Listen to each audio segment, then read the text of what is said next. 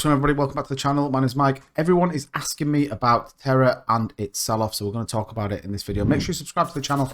We're ever getting close to that 3,000 subscribers. And remember, we're giving away $500, so check the link in the description down below. So TERA has had a pretty heavy sell-off since kind of early on yesterday. We've got the one-day chart. You can see here that it had a huge run-up, and then it absolutely is kind of dumped on the 9th of March. Now, I'm here to kind of talk about why I think it's okay. And, you know, this is kind of the normal life of a project. But jumping back on, we'll go on to the 2-hour chart. That kind of feels okay. So current stats, 17.5 million in liquidity. Feels really good. And that should give you the first indicator of confidence that there is a huge level of liquidity built into the project.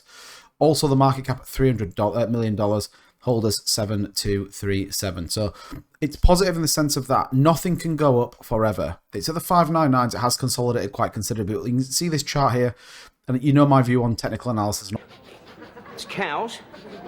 No, I know what it is.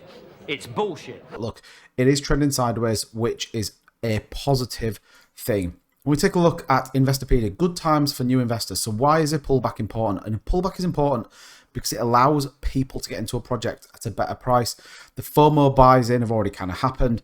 But again, when cryptocurrency market is at low, it may present a unique opportunity for new investors. Those who are reluctant to get into BTC when it's climbing towards 20K may be more likely to invest when it is less than 1/3 of the price, particularly given the popular holding strategy associated with digital currency space. What does that mean? When it's at the top here, no one, or people that maybe sit on the fence that are looking for that correction, won't buy in. They will wait. However, this is why you kind of see this trend back up again after these big sells. People get in when they have an opportunity. And you've got to understand that when you get into a project, you've got to really decide why you are getting into that project. Are you getting in here to sell here and make yourself a quick buck? If you are, great. If you're not, then you've got to really understand why you are investing in the project, and never invest in a project because you've seen it on YouTube or you've seen someone talk about it.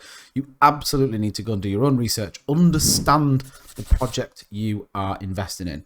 That being said, when we take a look at TERA, there's just a couple of things I wanted to bring up that may just prick your conscience on this. And again, these are the points where a project really makes a name for itself. What does it do currently? What do they react? Do they go on this offensive? And we've seen this with a couple of tokens where they start to talk about complete and utter nonsense in the hopes of trying to get this initial trend back where you're seeing tons of hype around a project.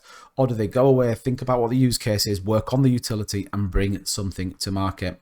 So what have we got coming? The TERA card, very similar to the crypto.com idea where you will top it up with TERA and you will use it for crypto or fiat. And again, so they're working on that. NFT exchange on ERC721, so the same as what you get on OpenSeas. But again, that's going to be coming down the line. Fully doxed team.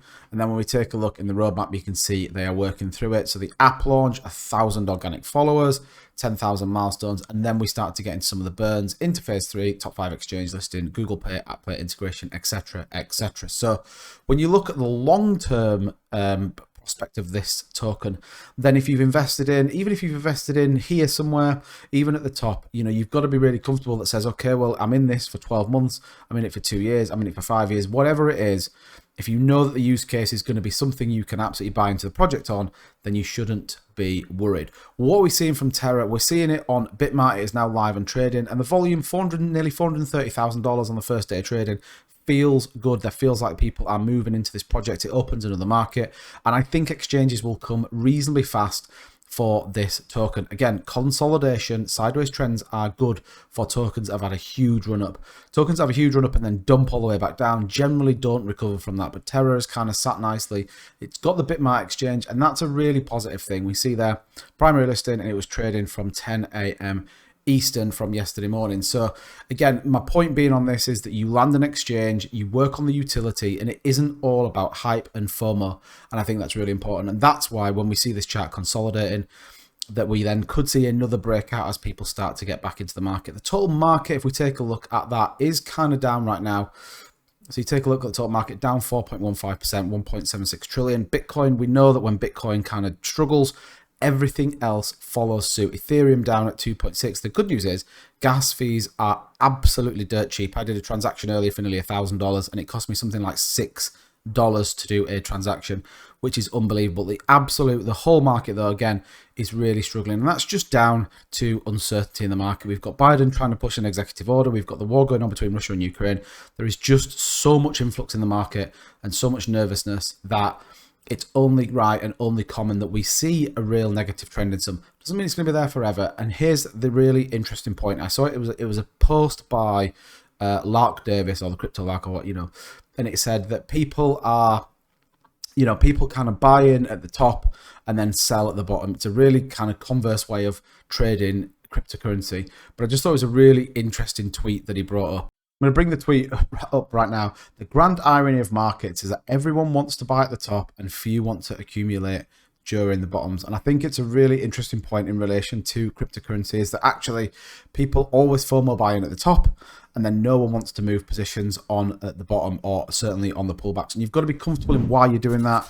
And again, you've got to be comfortable that the money you're putting in, you're only putting in that you can afford to lose. It's really important that you do it that way, because then you don't have an association with the product. And again, I would always absolutely advocate the minute you can pull your initial investment out of a project, you should do so. Leaving enough to make a decent moon back in there, but always try and get your initial investment out, because then it doesn't matter what happens with the project. You've got your money on, go and do something else. Eventually, you'll probably find the one that really does go insane. But again, really important that when you get the opportunity, you pull your money back out. That's going to do it for this video. Let me know what you think. Are you still in Terarium? Did you sell out? And where do you think this one's going to be by the end of the year? Don't forget the $500. Smash the subscribe button. We are so close to 3,000 subscribers. I'll see you guys in the next video.